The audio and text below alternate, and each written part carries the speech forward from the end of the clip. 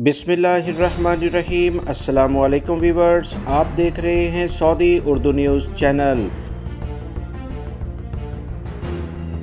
Saudi Arab में रहने वाले गैर मुल्की अफराद को सऊदी अरब में जो नए कवानीन जारी किए जाते हैं, ख़ास तौर पर वजारत दाखिला की जानिब से, उसका जानना बहुत ज़्यादा ज़रूरी है ताकि बड़े जुर्मानों और सज़ाओं से बच सकें।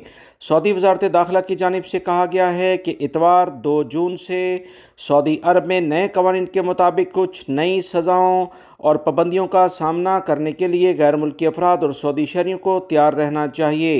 ये क्या इलामिया है, इसकी तफसीलात शेयर की जाएंगी। वीडियो मुकम्मल देखिएगा ताकि अहम तरीन इतलात बर वक्त आपको मिल सकें। सऊदी वजारत दाखिला ने अहम इलामिया जारी कर दिया है कि सऊदी अरब में इतवार 2 जून से मक्कातुल मुकरमा में गैर कानूनी तौर पर दाखिले के लिहाज से मुकम्मल पाबंदी लगा दी गई है और सज़ाओं का निफाज किया जाएगा।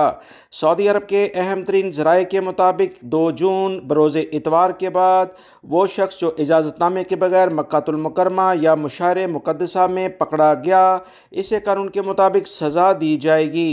सऊदी वजारत दाखिला ने मज़ीद कहा कि इजाज़तनामे के बगैर मक्कातुल मुकरमा या मुशारे मुक़द्दसा में दाखिले वाले गैर कानूनी हाजी शुमार किए जाएंगे, जिस पर 10,000 रियाल फ़ौरन जुर्माना किया जाएगा, जबकि गैर मुल्की को सऊदी अरब से डिपोर्ट भी किया जाएगा और वो दोबारा सऊदी अरब में किसी भी वीज़े पर नहीं आ सकता है।